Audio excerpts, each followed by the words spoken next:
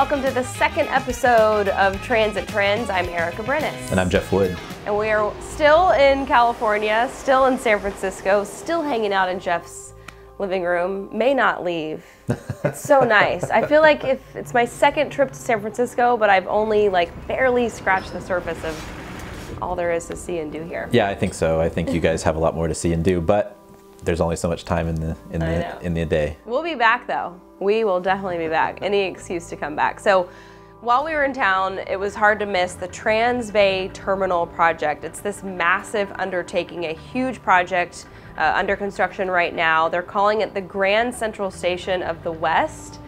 When it's finished, it's going to serve as a connecting point for the San Francisco Bay Area and a terminal for California high-speed rail, which is obviously huge. So this is a massive undertaking, Jeff. I mean, we're talking billions of dollars. Yeah, it's going to cost over $4 billion. But the cool thing is that half of that is going to be through a value capture scheme. So all of the development that goes on around the station area is going to, funnel funding into the project itself. And so that's actually a big deal, especially from a national perspective where we're starting to see value capture take off. They've done it in other countries, like in Hong Kong is really, a lot of their subway lines are funded by value capture, but this station specifically is something that we're going to do this big project, and it's going to be kind of a way forward, I think, for a lot of folks around the country. What does this project mean for San Francisco commuters?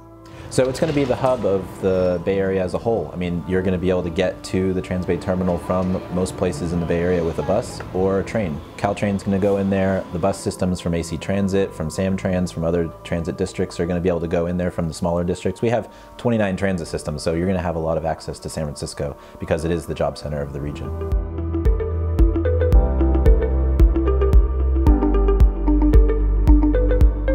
We linked up with Eric Eidlin, a community planner and high-speed rail expert, to take a deeper dive into this project. A lot of the growth in the city and downtown is going to be focused around the Transbay Terminal as part of a Transbay district plan.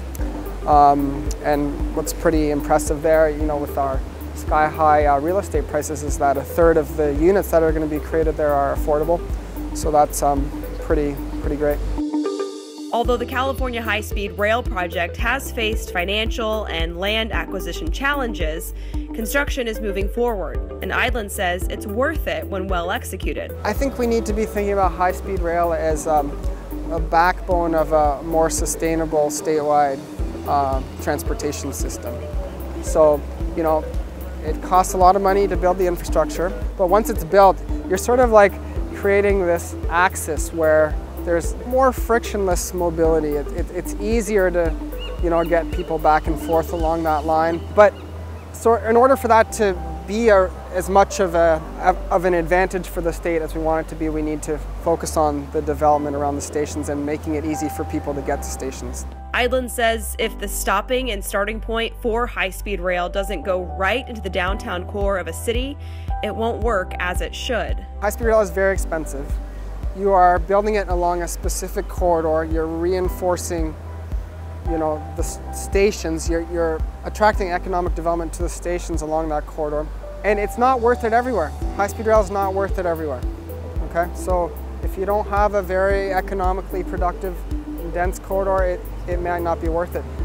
So obviously the California high-speed rail is pretty incredible, going to be a game changer. High-speed rail really is a game changer for the future of transportation. I mean, we were talking about that in Texas from Houston to Dallas. Yeah, and you know that there's tons of flights on Southwest between Houston and Dallas. I remember when I was a kid, there used to be those commercials where there's the ticking clock and the guy hitting his snooze button because he could get to Dallas and so quickly from Houston. So the Texas high-speed rail is going to be an interesting look at two different city pairs, but I hope that California can set an example.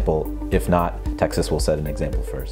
Yeah, I know. We'll see. We'll be watching. We'll see who comes in first. I really love the mock-ups for the Transbay Terminal because at the very top they're going to build it's a 5.5 acre park. Yeah. Which is so cool, so pretty. Yeah, it's definitely going to be a destination, and the architecture has changed a little bit for the building too, but we'll see that it's still going to be a great place to go when it's finished, and I think it's going to be a gathering place for the region as a whole. And we're hoping, 2017 for completion? 2017, we're crossing our fingers for 2017. We know how mega projects go, we know how long they take, how much the cost might increase, etc. So we're hoping, but we'll see what happens 2017. All right, well, we'll be watching it on Transit Trends. So this wraps up episode number 2 But you can hit up me or Jeff on Twitter. Our Twitter handles are listed below. If you have questions, Jeff, what's your idea for this mailbag thing? Yeah, let's do a mailbag. If you guys send us messages on the YouTube channel itself, you can write below, or you can write us on Twitter. And you can also find my newsletter at thedirecttransfer.com, the top right. And we talk about cities in general, transportation, housing, urban development, urban issues, urban design, anything related to cities, it's there. So awesome, all the good stuff. And subscribe to our YouTube channel. That's right, subscribe to the YouTube channel. Subscribe so you never miss another episode. Don't miss one. All right, cheers you guys, we'll see you next time. See you next time.